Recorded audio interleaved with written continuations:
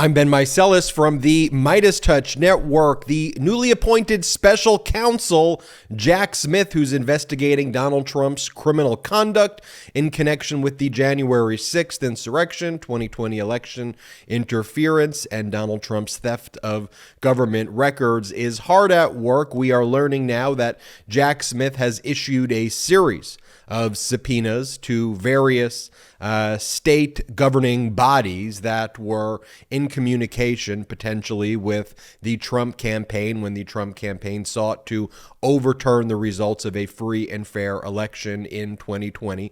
These subpoenas that we are aware of were sent to Dane County, Wisconsin, Maricopa County, Arizona, Wayne County, Michigan, and another subpoena arrived last week in Milwaukee, Wisconsin. And this shows, of course, that Jack Smith, as we've been saying all along here, is fully caught up with the underlying criminal investigations, and that Jack Smith is particularly focused not just on what occurred on January 6th, but what took place leading up to January 6th. And one of the items that are being investigated in connection with Donald Trump's criminal conduct is the fake elector slates that the Trump campaign was involved with creating and enabling in various state legislatures, as well as efforts by the Trump campaign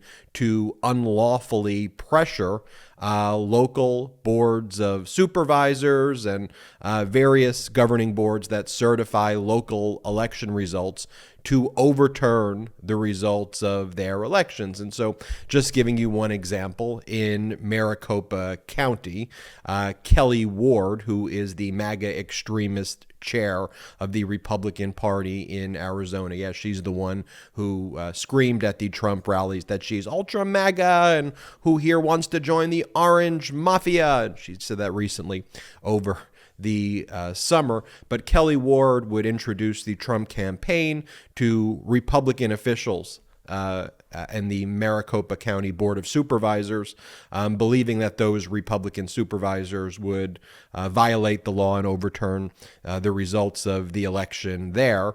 And so the pressure campaign was put on individuals in Maricopa County to overturn the results there. That's just one example, but in various counties across the country, that type of conduct was taking place. And the fake elector issue or criminal conduct engaged in by Donald Trump, that involved states submitting, Republican state legislatures submitting phony or fraudulent electors to be certified instead of the real and legitimate electors to be certified based on who won the vote in a particular state. And so, give you an example, in the state of Michigan, for example, whereas Joe Biden won the state of Michigan, the Michigan electors would be, the actual Michigan electors would be certified and sent to be counted by former Vice President Pence on January 6th and certifying all of the results. Radical extremists provoked by Trump, encouraged by Trump, engaged in a conspiracy with the Trump campaign. They submitted the fake electors, believing that Pence, when he was threatened by Trump, would just not count the actual electors and would count the fake or fraudulent electors. And, we've always said here on the MeidasTouch Network, and legal analysts have also said that, submitting these false and phony and fraudulent electors and certifying that they are the real electors is a form of obstructing a official proceeding.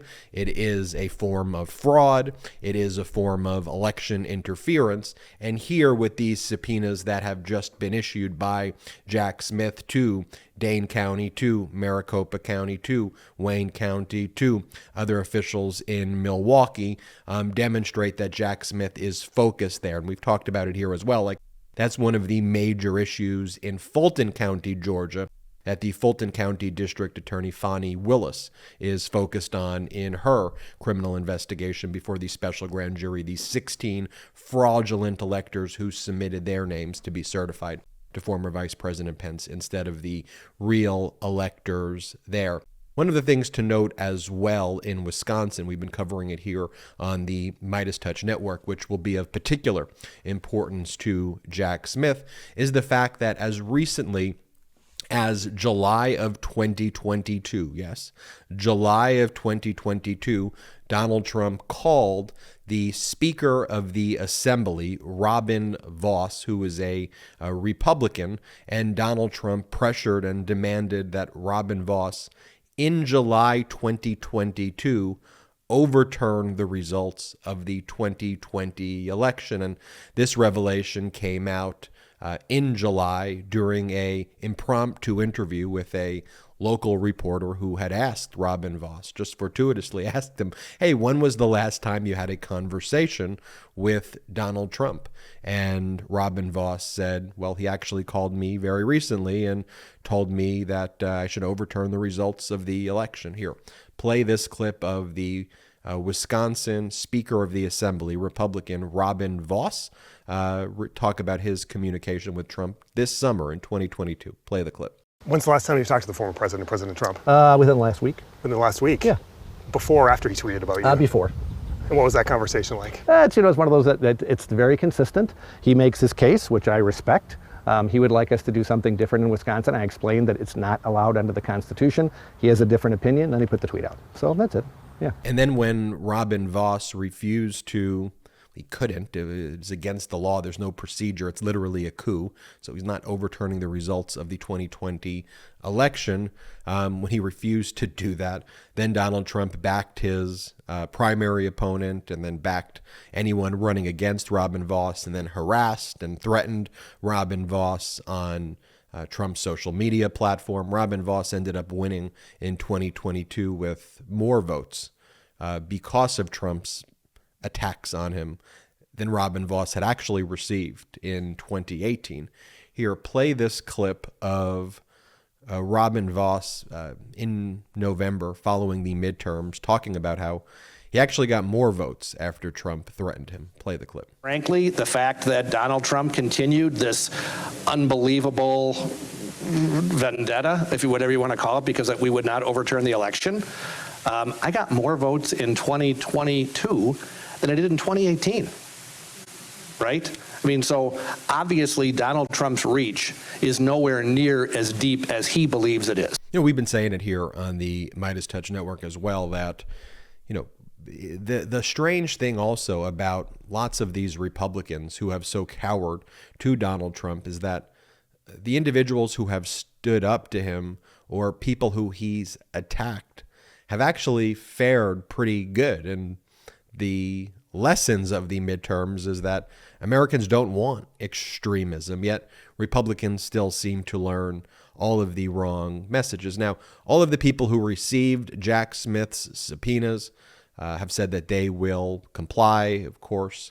They will be turning over those records. And I think what we will be seeing, too, in the near future as well is Jack Smith not just focusing on the fake electors, not just focusing on Donald Trump's unlawful pressuring and threatening of the local supervising boards and local governing bodies that certify election results. I also think we're going to see a focus, which we did see before Jack Smith was appointed special counsel, a focus on the fundraising apparatus, the fraudulent fundraising apparatus, the Save America grifty group that Trump created to lie to his supporters and to basically fund all of his unlawful conduct. So I think there's going to be a strong focus there as well.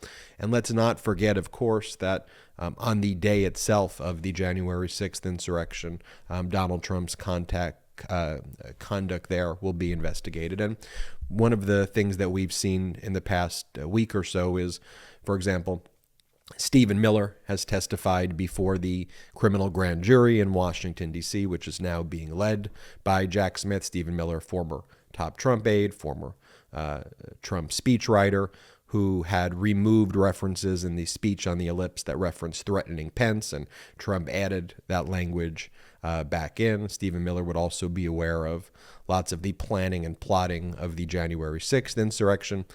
And then in addition, we reported last week that the objections on executive privilege grounds that Trump tried to assert to block the testimony of Pat Cipollone and Patrick Philbin, his two top White House lawyers, that was rejected by the court. Judge Beryl Howell, the federal judge in Washington, D.C., who oversees the criminal grand juries that are now being led by Jack Smith, the special counsel. So Cipollone and Philbin testified at the end of last week regarding all of their communications with Donald Trump. That's information that the January 6th committee didn't even get. So the wheels of justice are moving in the right direction. Jack Smith issuing more subpoenas to these states, Jack Smith getting the testimony of Cipollone and Philbin and Stephen Miller and others. I think Dan Scavino and some of the other top Trump aides also testified in the past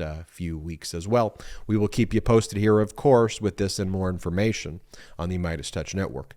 Hit the subscribe button. We are on our way to 1 million subscribers thanks to your support. And in addition, consider becoming a patron of the MeidasTouch Network. That is a membership at patreon.com/MeidasTouch. We're not funded by any outside investors at all. You will love the exclusive content you could get at patreon.com/MeidasTouch, but most importantly, help grow this independent media platform. I'm Ben Meiselas from the MeidasTouch Network. Until next time. At MeidasTouch, we are unapologetically pro-democracy, and we demand justice and accountability. That's why we're spreading our message to Convict 45. That's right, gear up right now with your Convict 45 tees and pins at store.MeidasTouch.com. That's store.MeidasTouch.com.